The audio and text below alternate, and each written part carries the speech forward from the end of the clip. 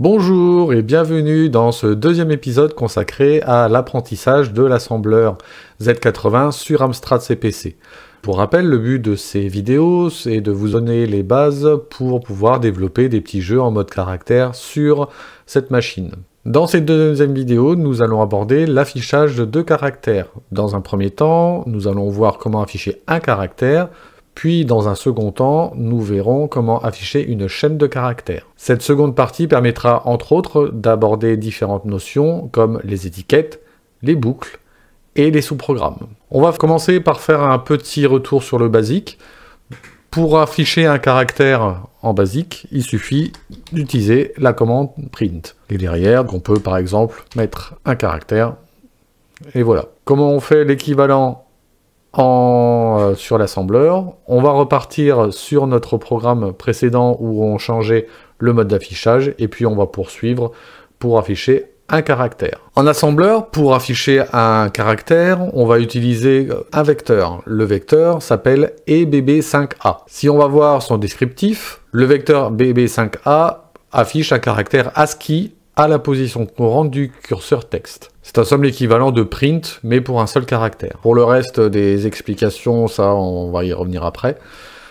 On regarde les conditions d'entrée. L'accumulateur contient le code ASCII du caractère à afficher. Exemple 65 pour A. Qu'est-ce que c'est qu'un caractère ASCII?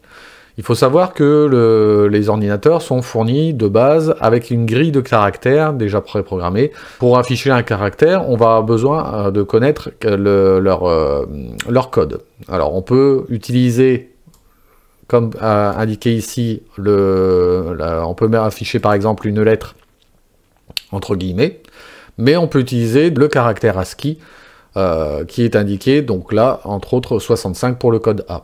Alors comment savoir quel est le code correspondant à chaque caractère? La méthode la plus courante pour retrouver notre grille de caractères, c'est de reprendre un manuel que tout possesseur de CPC connaît bien, le manuel de l'utilisateur, véritable bible de l'Amstrad. Si on se rend au chapitre 7, page 9 de notre manuel, nous allons tomber sur ceci, le jeu de caractères particulier du 6128. Ici, vous trouverez le détail de chaque caractère avec son code, donc le code étant indiqué à chaque fois ici. Vous l'avez en décimale, vous l'avez aussi en hexa, et vous avez aussi une autre représentation, donc en binaire. Si on reprend la lettre A, on a bien le code 65. Eh bien, on va s'amuser à afficher ce code-là. Dans le descriptif, on nous indiquait qu'il fallait mettre dans l'accumulateur le code du caractère affiché. Alors l'accumulateur, c'est le nom, on va dire habituel, du registre A. On va reprendre la même commande, LD A, on rajoute une virgule, et on va placer derrière le code à afficher. Donc dans notre cas, la lettre A. Alors, on pourrait aussi, ça fonctionne aussi, mettre ceci. Mais on va le faire avec le code. Ensuite, une fois le code chargé dans le registre A, on appelle notre vecteur. On a terminé. On compile notre programme.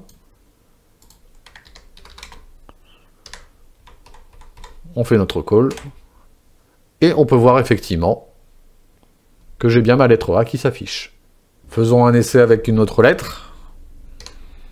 La lettre G. On compile.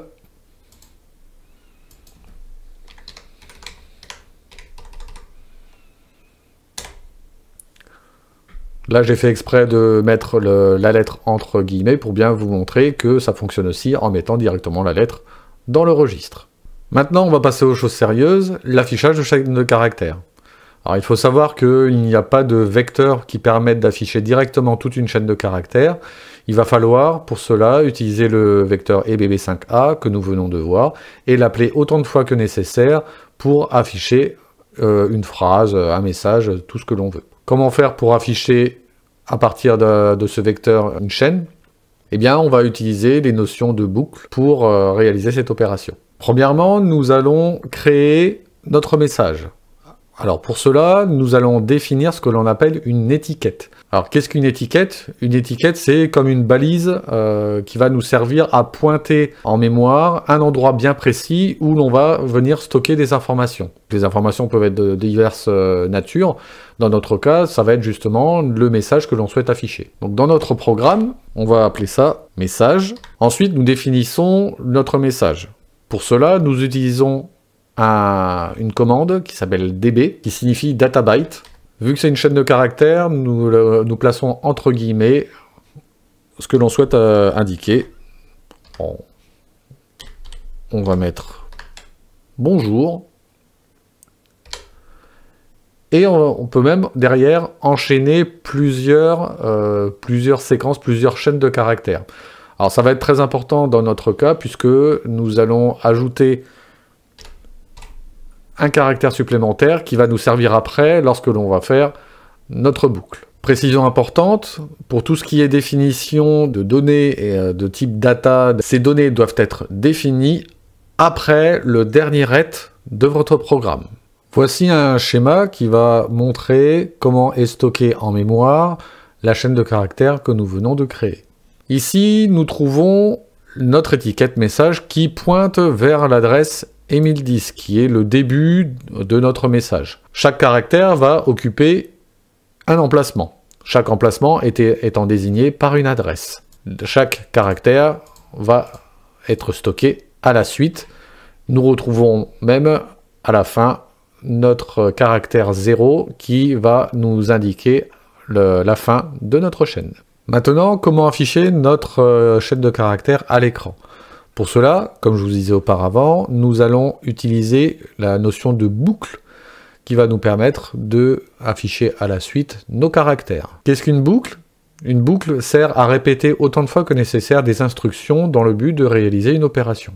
Le nombre de répétitions d'une boucle peut être soit quantitatif, c'est-à-dire que nous indiquons la quantité exacte de répétitions à effectuer, ou cela peut être aussi déterminé par une condition de fin. Dans notre cas, c'est le fait de rencontrer le caractère 0 qui fera sortir le programme de notre boucle. Voici l'algorithme de notre programme. Au tout départ, on va se positionner au début de la chaîne. Puis, ensuite, nous chargeons dans le registre A le caractère à afficher.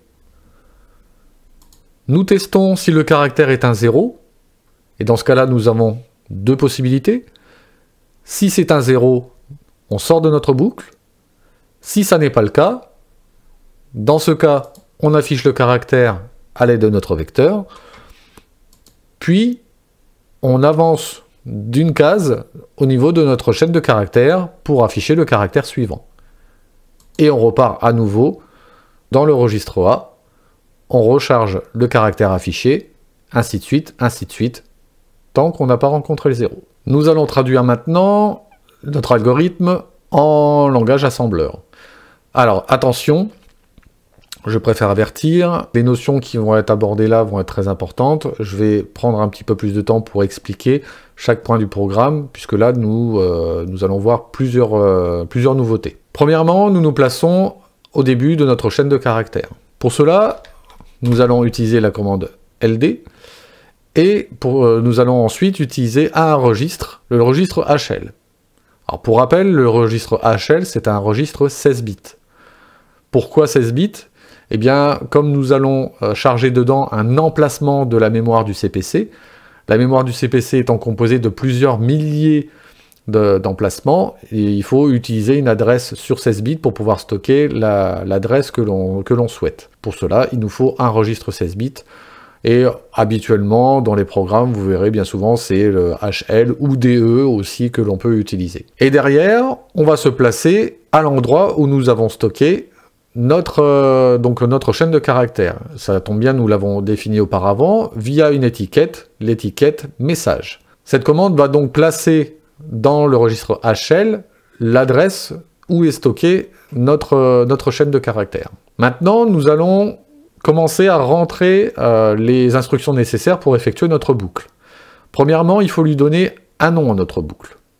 Eh bien, on va tout simplement l'appeler boucle. Ensuite, on va charger dans le registre A le premier caractère de notre chaîne. Et là, attention, très important, HL contient l'adresse où est stocké mon message. Mais ça n'est pas ça qui m'intéresse. Moi, ce qui m'intéresse, c'est le contenu de l'adresse que pointe HL. Pour essayer d'être plus clair, imaginez que la mémoire du CPC correspond à un village. Donc dans votre village, vous allez avoir tout un ensemble de maisons qui sont désignées par un emplacement. Donc l'emplacement, c'est l'adresse postale de l'emplacement. Et bien l'adresse postale, c'est ce qui est contenu dans HL. Par contre, moi ce qui m'intéresse, ce n'est pas l'adresse en elle-même. Moi ce que je veux savoir, c'est qu'est-ce qu'il y a à cette adresse. Donc par exemple, dans le cas d'un village, le nombre de personnes qui résident, ou je sais pas moi, la couleur de la maison, ou je ne sais quoi. Comment on fait ça en assembleur? Eh bien c'est tout simple, il suffit de placer entre parenthèses le registre. Et à ce moment-là, on va récupérer dans A le contenu de ce qu'il y a à l'adresse qui est désignée par HL. Alors attention à cette notion, hein, elle est très très importante, c'est ce qu'on appelle l'adressage indirect. On va beaucoup utiliser cette notion dans les futurs programmes. Ensuite, deuxième étape, il va falloir comparer ce qu'il y a dans A avec le caractère 0 pour voir si on sort de la boucle ou si on affiche notre caractère. En assembleur, pour comparer les valeurs, on va utiliser la commande CP pour compare. Il faut savoir que CP va comparer le contenu, ce qu'il y a dans le registre A, avec la valeur que vous allez lui passer juste derrière. Moi, dans mon cas, je veux comparer avec le caractère 0. Une fois qu'on a fait le CP0, eh bien, il va se déclencher un phénomène, c'est ce qu'on appelle les flags. Les flags en assembleur, ce sont des alertes ou des drapeaux qui vont se lever lorsqu'il va y avoir une opération arithmétique ou une opération de comparaison. Ces drapeaux vont être concentrés, vont être stockés dans un endroit bien précis, c'est le registre F. F pour flags. Voici le registre F avec ses différents composants. Le registre F est composé ainsi. Vous avez 8 bits, avec, pour chaque bit, un rôle, un flag bien précis. On va pas tous les retenir aujourd'hui, on va simplement se focaliser sur celui qui nous intéresse. Celui-ci, le bit numéro 6, c'est le Z. Alors, il faut savoir que dans le cas d'une comparaison, la comparaison en termes de chaîne de caractères, ce bit, ce fameux flag Z, va se mettre à 1. Revenons-en ici. Notre CP0, dans le cas où on rencontre le caractère 0, en effectuant cette opération, si jamais le cas s'avère exact, dans ce cas-là, le flag Z que l'on vient de voir, qui se trouve dans notre registre F, va passer à 1.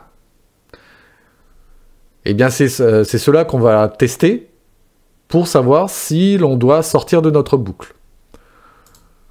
Donc, commande suivante, pour sortir de notre boucle, comment on fait? On utilise la commande ret pour ressortir de notre boucle. Et derrière, nous sortons de la boucle dans le cas où le flag Z est à 1. Donc, il faut tester s'il est activé.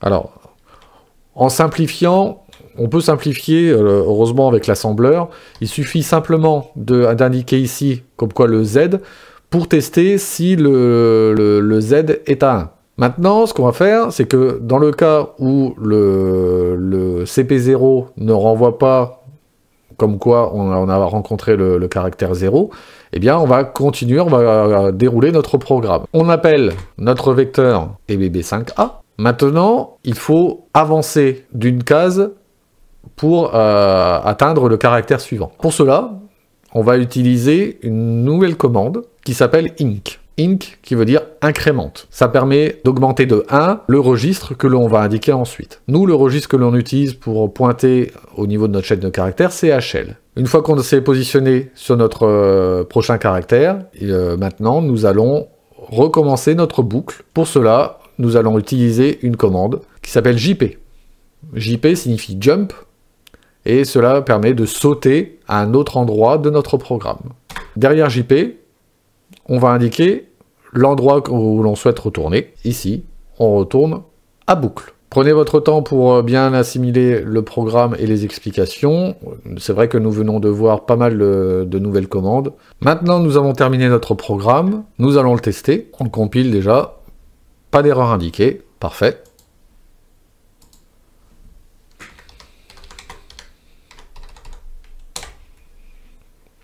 Comme vous pouvez le voir, notre chaîne de caractères s'affiche bien.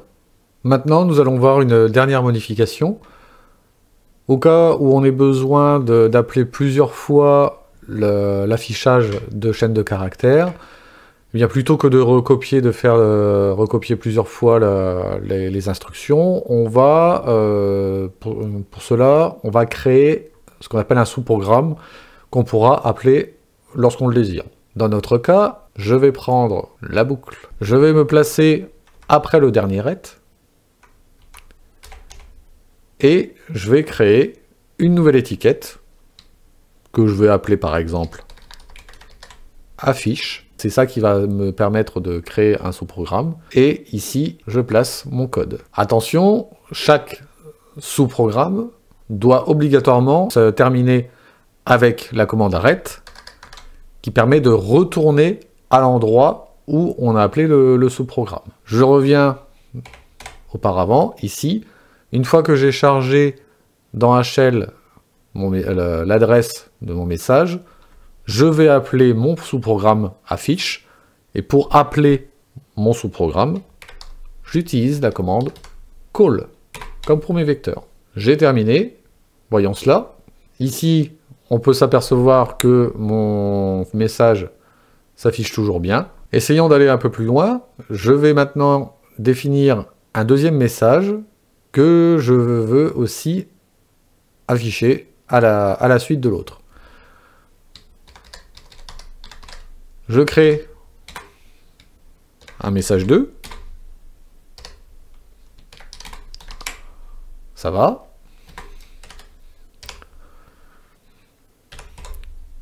Et derrière, donc, je termine avec le virgule 0. Dans mon programme au-dessus, une fois que j'ai terminé le premier affichage, je charge de nouveau dans HL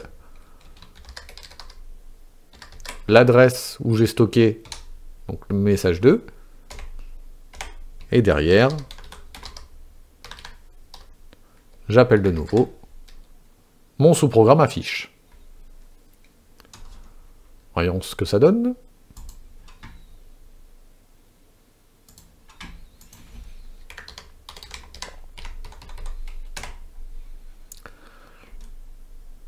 Les chaînes s'affichent bien. Alors on peut voir, ça c'est justement une des caractéristiques du vecteur EBB5A, c'est que le caractère s'affiche, et une fois qu'on a terminé, le prochain caractère va s'afficher directement à côté. Donc il faudra jouer de cela au moment de définir les chaînes. Alors soit vous rajoutez un espace supplémentaire, soit vous rajoutez une virgule, et puis on va rajouter même un espace derrière. Je compile.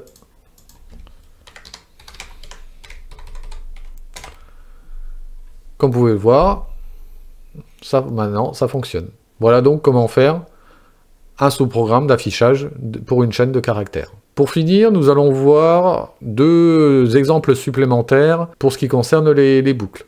Comme je vous disais, on peut avoir deux cas possibles.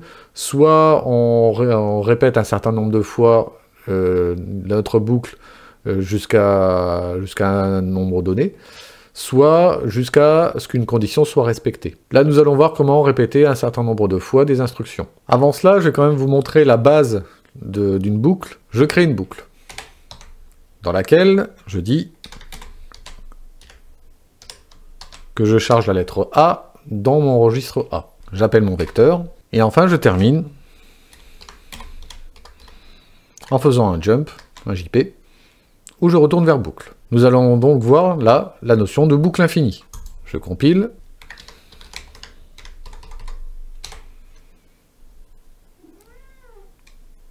nous pouvons voir que le caractère A se répète de manière infinie à l'écran. Pour arrêter le programme, on n'a pas le choix. On va en faire un reset. Nous allons maintenant voir comment répéter un certain nombre de fois une boucle. Pour cela, nous allons utiliser un registre, le registre B.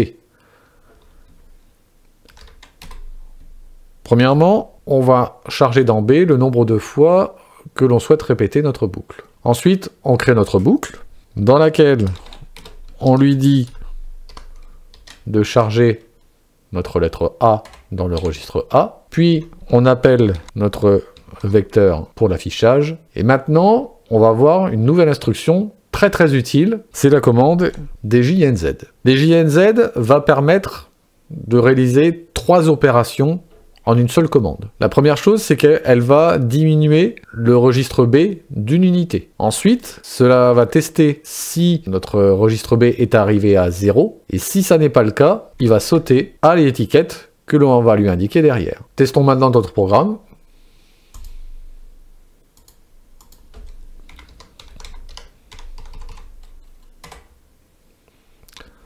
On peut voir maintenant que notre programme a bien affiché 10 fois la lettre A. Nous voici arrivés à la fin de cet épisode numéro 2.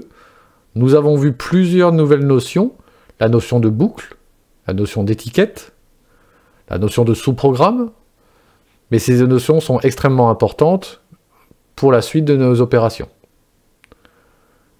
J'espère que cette vidéo vous aura plu. Dans le prochain épisode, nous verrons comment faire pour redéfinir un caractère, modifier sa matrice. Nous verrons aussi comment positionner à l'écran les caractères aux coordonnées que l'on souhaite. Je vous laisse là-dessus, et je vous dis au revoir, et à la prochaine vidéo.